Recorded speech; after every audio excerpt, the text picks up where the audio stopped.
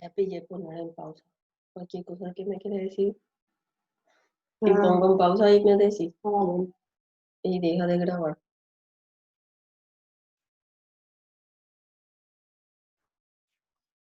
Y más que tu alumna todavía no se conecta.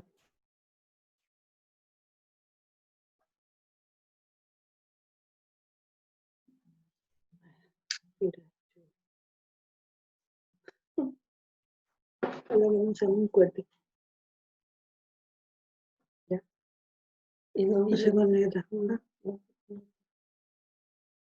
Y ya le mensaje. Tienen problemas de internet.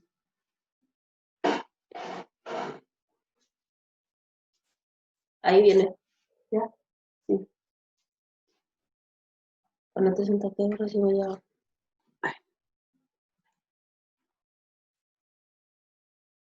Buenos días. Hoy vamos a estar desarrollando la unidad número 3, que es enlaces químicos. Entonces vamos a estar viendo lo que son los enlaces químicos, cuáles son los tipos de enlaces químicos, las características de cada tipo de enlace y algunos ejemplos. Cuando hablamos de enlace químico, nos referimos a la unión o fusión de átomos y moléculas para formar compuestos químicos más grandes y complejos, dotados de estabilidad. Porque el átomo lo que busca, cuando se fusiona con otro, cuando es atraído por otro átomo, es permanecer estable.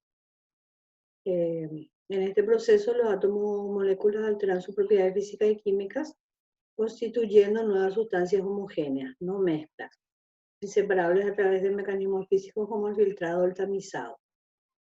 Esta combinación, entonces, cada elemento o cada molécula aporta sus propiedades químicas, pero estas propiedades ya no se van cambiando y para constituir lo que sería una nueva sustancia. Por ejemplo, tenemos el carbono más el oxígeno, que su unión nos va a dar el anhidro carbónico. Estos, en este caso, por ejemplo, estos son elementos atómicos, son elementos que por el enlace químico van a formar un compuesto, es un compuesto binario. Lo que se mantiene es el estado, por ejemplo, que es el estado gaseoso, pero las demás propiedades van cambiando. Estas uniones que se realizan y que se mantienen estables a través de los enlaces no se pueden separar por mecanismos físicos, como cuando habíamos hablado de los sistemas homogéneos y heterogéneos, habíamos visto que hay procesos de filtración, decantación, destilación. En este caso, esto no se puede realizar, se requiere otros recursos. Los enlaces químicos pueden romperse bajo ciertas y determinadas condiciones.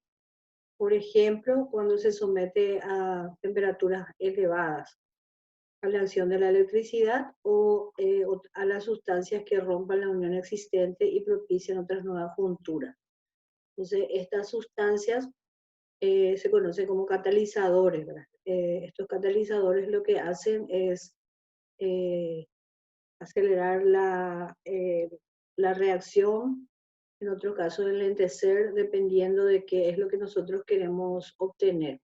Acá tenemos en la imagen el agua. El agua que está conformada por hidrógeno y oxígeno. Y lo que se realiza, el procedimiento se llama electrólisis. Entonces, en un sector se recogen los cationes y en otro los aniones. Entonces, utilizando las cargas de los aniones, se hace la separación y utilizando la electricidad. Este proceso es lo que se conoce como electrólisis. También se puede añadir energía calórica a una proteína para romper sus enlaces y desnaturalizarla. Es cuando queremos obtener compuestos más pequeños. Los enlaces químicos son conexiones entre átomos de una molécula. Estos incluyen fuertes interacciones intramoleculares.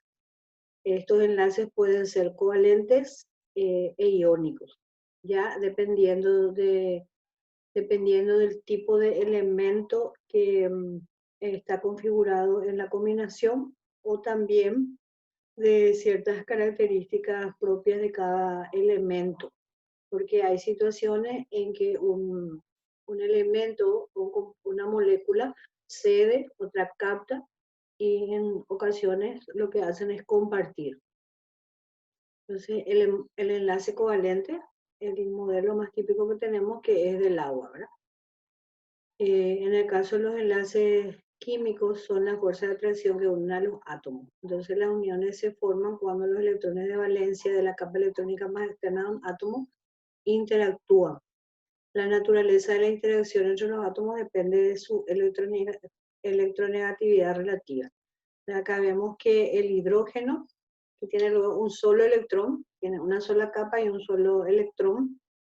En cambio, el oxígeno tiene más capas y en su segunda capa tiene, perdón, en su tercera capa tiene 2 electrones en el subnivel S, y en el subnivel P tiene, tiene 4.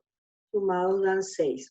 Y lo que hace el oxígeno es compartir un enlace con un hidrógeno y otro con otro hidrógeno, para que esto pueda darnos la molécula de agua. Por eso que es H2O. Los átomos con igual o similar electronegatividad forman enlaces covalentes, en los que la densidad de los electrones de valencia se comparte entre los dos átomos. ¿En qué reside la densidad de electrones entre los átomos y es atraída por ambos núcleos? Este tipo de unión se forma con mayor frecuencia entre dos metales no metálicos. Acá vemos una imagen que nos grafica un poco de qué manera se realiza la unión. Un electrón dando al otro y el otro electrón también, entonces hay un compartir. Los tipos de enlaces covalentes podemos encontrar simple, doble, triple y dativo. En el caso del enlace simple, los átomos enlazados comparten un par de electrones, que serían los de su última capa. Cada uno un electrón. Entonces tenemos, por ejemplo, hidrógeno. El hidrógeno es un elemento, es una sustancia diatómica. Entonces, hidrógeno y hidrógeno tienen, tienen una molécula de hidrógeno, tiene 2 átomos. Y la forma que está expresada ahí, vemos el enlace, un simple enlace. Otro ejemplo es el hidrógeno con el cloro. El cloro es un no metal que combinado con el hidrógeno nos da un ácido que se conoce como ácido hidrácido. El hidrógeno tiene un electrón, el cloro tiene 7 electrones, y lo que hacen es compartir un electrón, cada uno, un par de electrones, para estabilizar el compuesto. Los enlaces dobles ya van a aportar 2 electrones cada uno, formando un enlace de 2 pares de electrones. Ahí tenemos como ejemplo el oxígeno. Vemos que una molécula de oxígeno está conformada por 2 átomos. Y esos 2 átomos comparten 2 electrones cada uno. En el siguiente modelo, ejemplo, tenemos el CO2, que sería el monóxido de carbono. Vemos que el carbono tiene 4 enlaces y son compartidos con el oxígeno, 2 enlaces con cada oxígeno, por lo tanto el enlace covalente ahí es doble. Y el triple, en este caso los átomos enlazados aportan 3 pares de electrones. En total son 6. Tenemos como ejemplo el nitrógeno. El nitrógeno, una molécula de nitrógeno es N2. Y cada nitrógeno aporta un electrón y son compartidos entonces 2 electrones por enlace. Por eso que dice total 6. El dativo, que es un tipo de enlace covalente en que uno solo de los átomos enlazados aporta 2 electrones y el otro en cambio ninguno. También los enlaces covalentes se clasifican de acuerdo a la polaridad de la molécula. Entonces tenemos los enlaces covalentes polares y los enlaces covalentes no polares. Abajo vemos la imagen, cómo se realiza esta unión, ¿verdad? Entonces cuando hablamos de covalentes polares, se enlazan átomos de distintos elementos y con diferencia de electronegatividad por encima de 0,5. Así se forman dipolos electromagnéticos. O sea, ahí vemos el ácido clorhídrico, que es la molécula covalente polar. Y en el caso de la molécula no polar, vemos la molécula de hidrógeno y la molécula de cloro. Entonces, cuando es no polar, se enlazan átomos de un mismo elemento o de idénticas polaridades, con una diferencia de electronegatividad muy pequeña. La nube electrónica así es atraída con igual intensidad por ambos núcleos y no se forma un dipolo molecular. Ahí vemos que en el caso del hidrógeno son elementos, son átomos de un mismo elemento. También en el caso del cloro. Ahí vemos cómo el agua es una molécula polar. Está expresado en este dibujo. Entre los ejemplos tenemos el oxígeno puro, que tiene un enlace doble. El hidrógeno, un enlace simple. El dióxido de carbono, dos enlaces dobles. El agua, dos enlaces simples. Bueno, el siguiente tipo de enlace es el enlace iónico. En este caso, los átomos que conforman la molécula tienen mayor diferencia de electronegatividad y la interacción de unión se llama iónica. Los electrones de valencia se representan típicamente como siendo transferidos del átomo metálico al no metálico. Tenemos que considerar en la combinación cuál es el elemento más electronegativo y a partir de ahí se pone una flecha que es la que indica que es el sentido de la flecha nos indica cuál es el átomo que está cediendo y cuál es el átomo que está atrayendo o ganando los electrones. Acá hay un balance de energía que se traduce en cesión y captación. O sea, uno gana y otro cede. Una vez que los electrones han sido transferidos al no metal, tanto el metal como el no metal se consideran ya iones. Vemos ahí la carga positiva sobre el oxígeno y sobre el nitrógeno la carga negativa.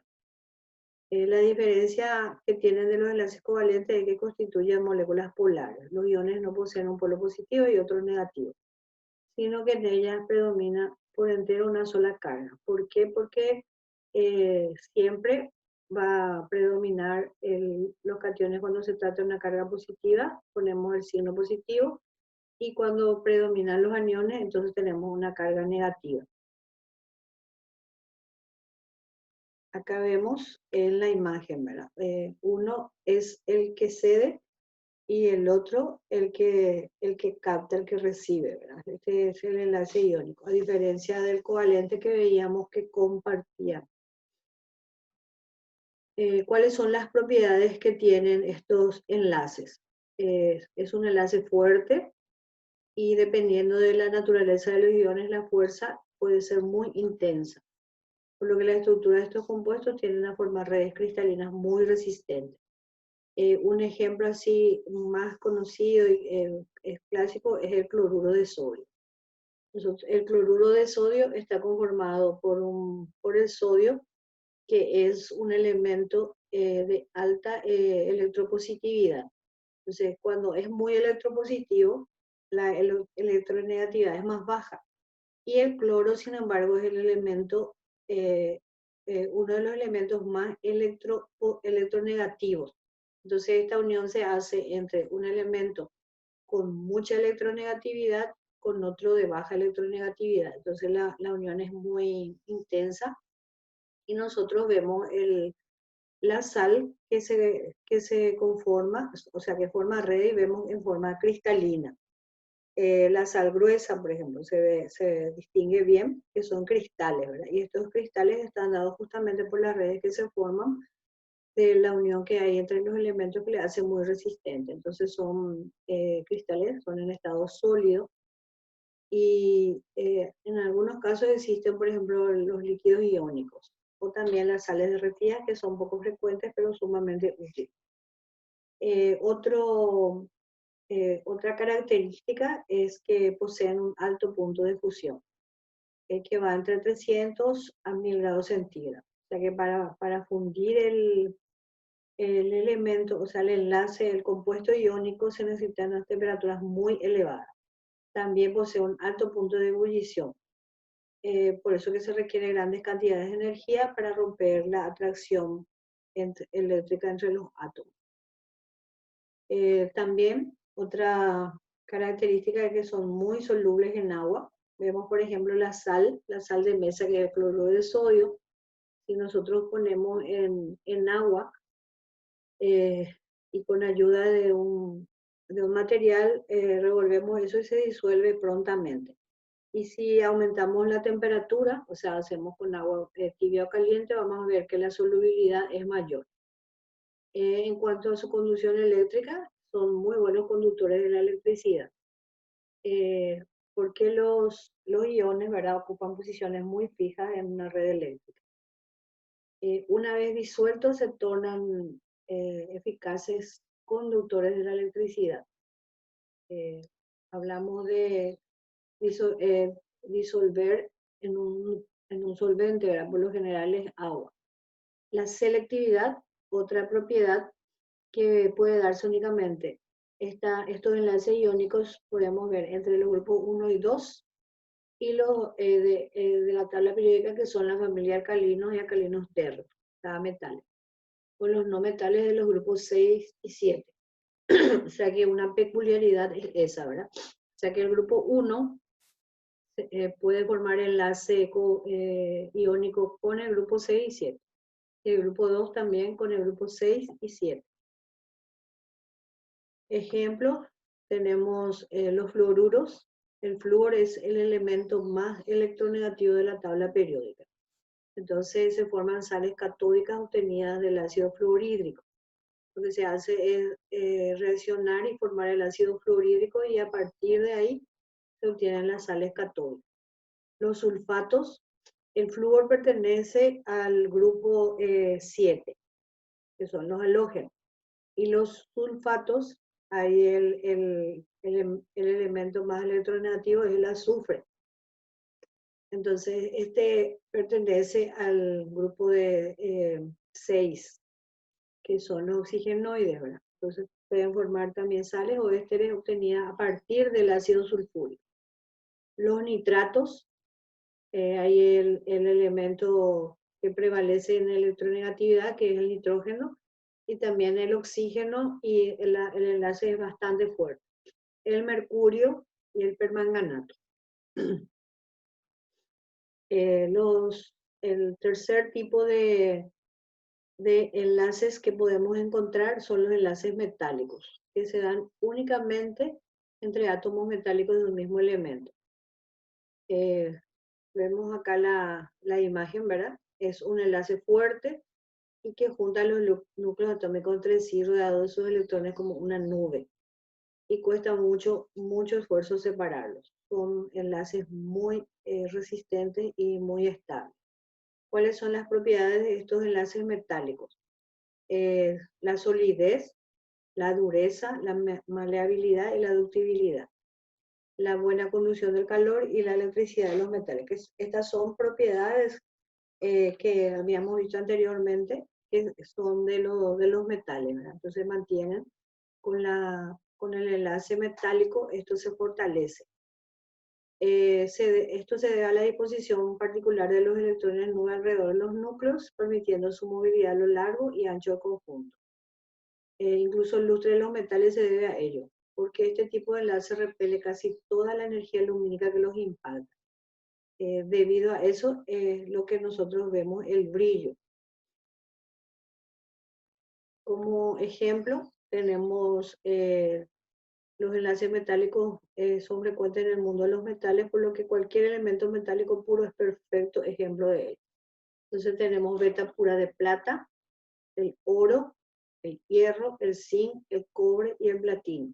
Estamos hablando de estos elementos cuando se hallan en forma, o sea, en forma elemental, como elementos sin que se combinen con los gases del ambiente. Por eso es que son también de mucho valor, son sobre todo la plata, el oro, el cobre y el platino se utilizan para joyas, ¿verdad?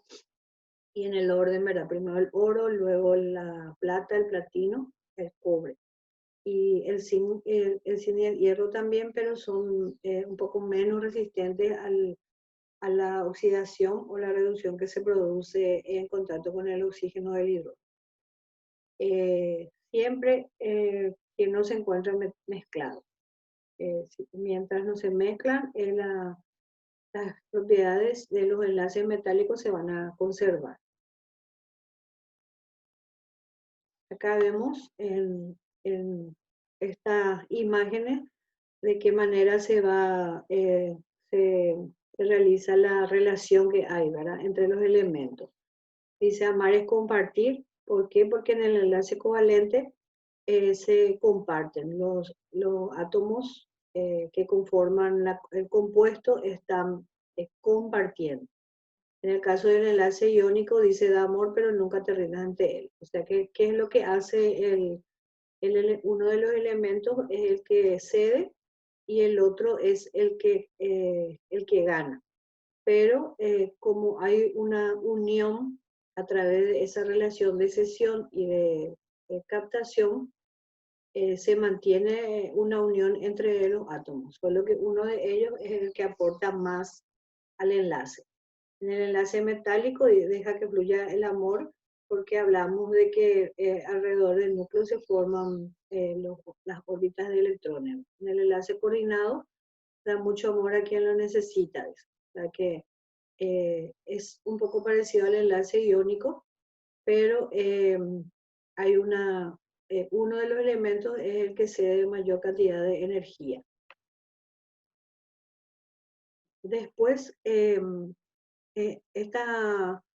estos enlaces, ¿verdad?, tienen una forma de representación y tienen que llenar también un requisito. De ahí que se conoce la regla del octeto, ¿verdad? En la regla del octeto es la explicación a la forma en que los elementos se combinan. Fue Hilbert Lewis el que explicó esto, ¿verdad? Él decía que los elementos persiguen siempre una configuración electrónica estable mediante la acumulación de 8 electrones en sus últimos niveles de energía. De ahí viene octeto, ¿verdad?, que son 8. Lo que hacen sea que el enlace sea iónico o el enlace sea covalente, lo que el compuesto busca es la estabilidad.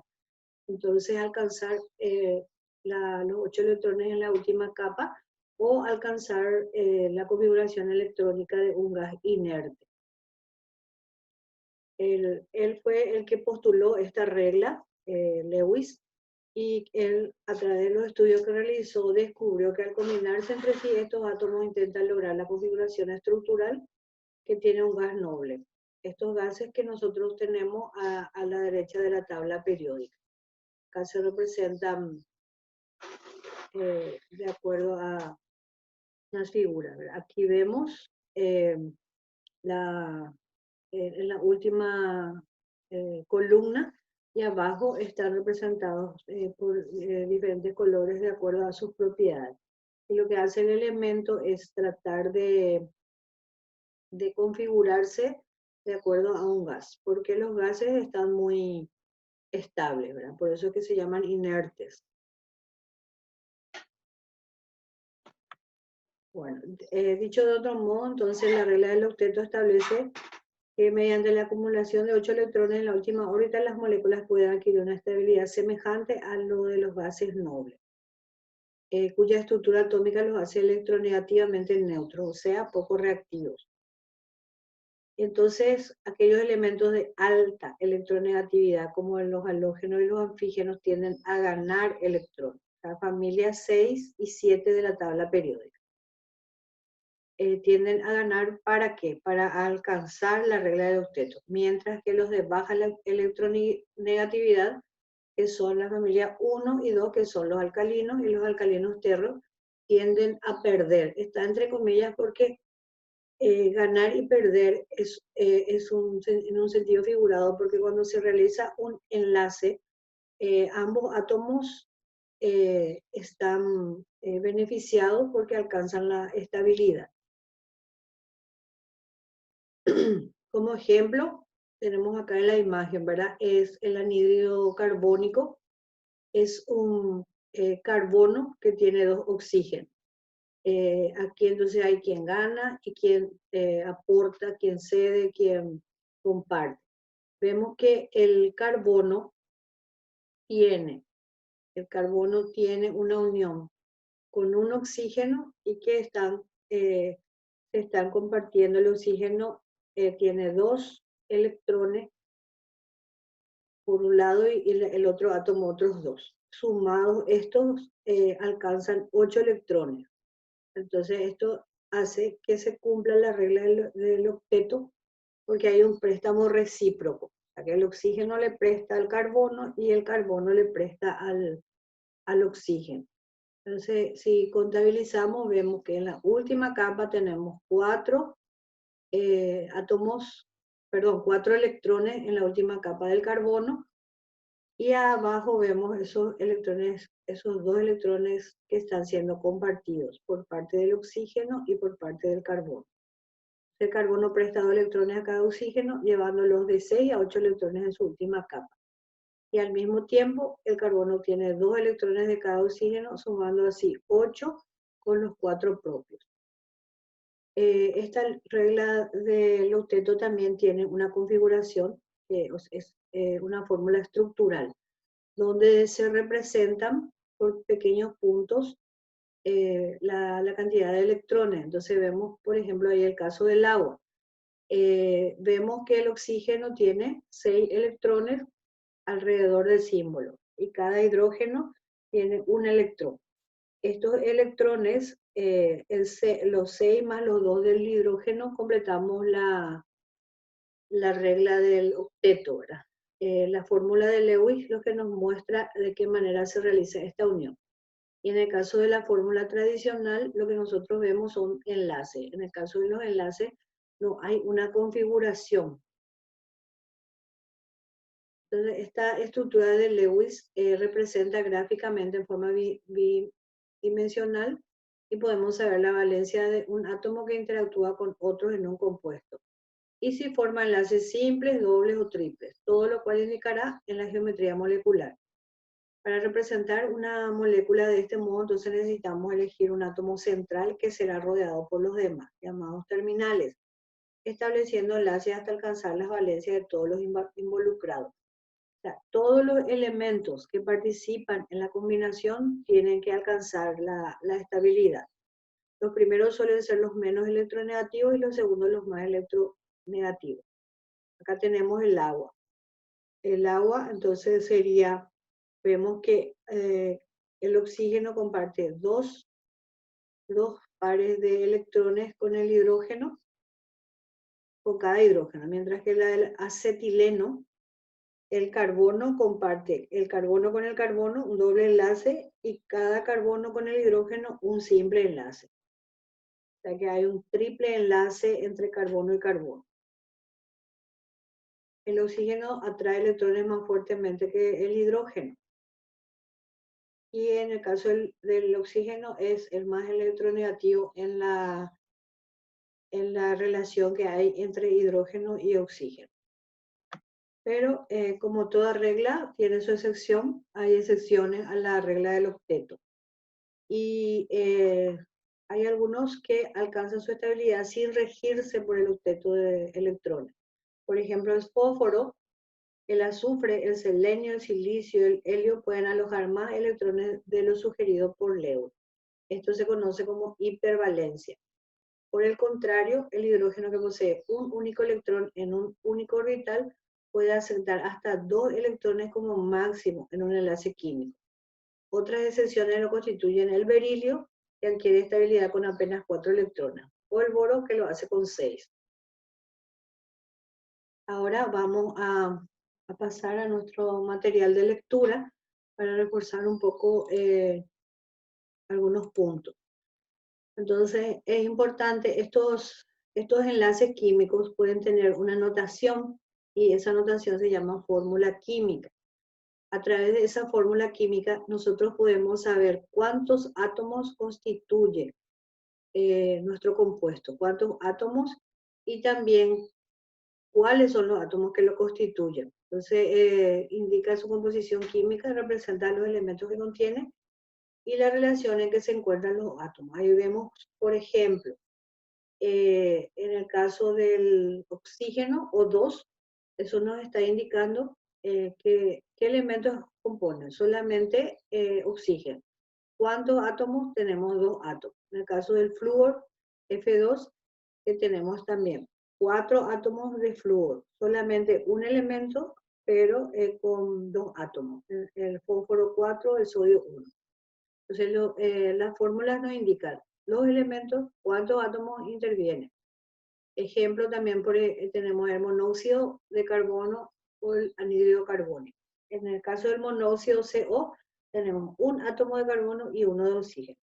Sin embargo, en CO2 tenemos un carbono que está unido a 2 oxígenos. En la fórmula química nosotros no podemos ver cómo es el enlace ni el orden en que están los átomos.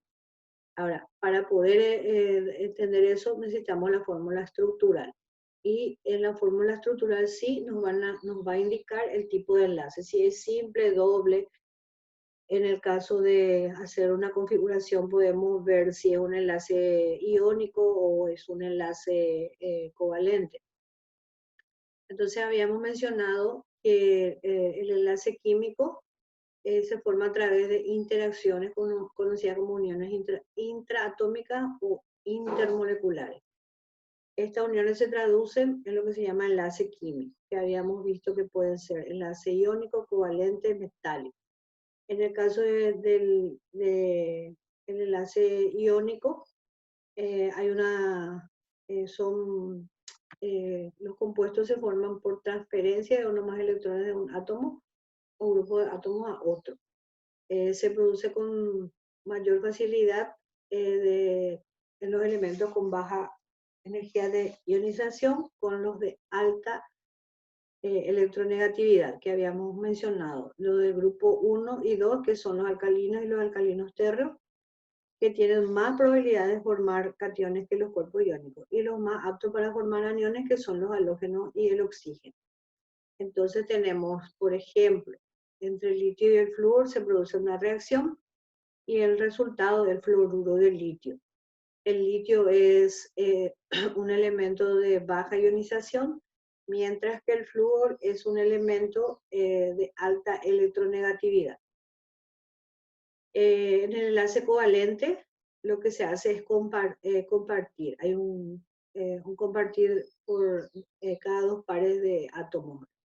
Estas reacciones se dan entre, vemos acá, por ejemplo, entre átomos iguales cuando tenemos el hidrógeno, en diferentes cuando son los halógenos, por ejemplo, con el hidrógeno, y la diferencia es que se comparte. Acá tenemos un paralelo entre lo que es sustancia iónica y sustancia covalente. Acá la sustancia iónica es aquella que posee enlaces iónicos y las sustancias covalentes son aquellas que poseen enlaces covalentes. En el caso de las sustancias iónicas son sólidos con punto de fusión alto.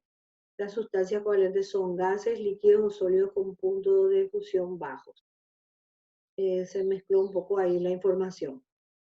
En el caso de las sustancias iónicas, la mayoría son solubles en disolventes. Y en las covalentes, la mayoría son insolubles en polares como el agua o disolventes polares. La mayoría son insolubles, funden y eso se puede fundir, pero en soluciones acuosas. Los compuestos líquidos fundidos conducen la electricidad. Los electrones de valencia. ¿Qué son los electrones de valencia? Los electrones de valencia son aquellos que se acomodan en el nivel electrónico más externo. Vamos a recordar que los elementos de la tabla periódica nosotros vamos a ver que están distribuidos en periodos. La ubicación en el periodo es lo que nos da la cantidad de capas que posee el elemento. Y dentro de esas capas se encuentran los orbitales, ¿verdad? Que son los niveles de energía que posee el elemento. En el caso de la valencia está determinada por la cantidad de electrones en la última capa. Porque estos son los que son capaces de ceder, de compartir o de ganar la energía, ¿verdad? A través de los electrones. Los electrones determinan la capacidad que presenta ese átomo para combinarse con otros. Y es justamente estos electrones de valencia lo que a nosotros nos va a determinar qué tipo de enlace se va a formar en el compuesto que vamos a obtener. Entonces tenemos, por ejemplo, el calcio. El calcio pertenece a la familia 2, que nos está indicando que justamente los electrones de valencia en la última capa son 2. En el caso del sodio, pertenece a la familia 1. Y esa familia, ese número, nos está indicando la cantidad de electrones en la última capa.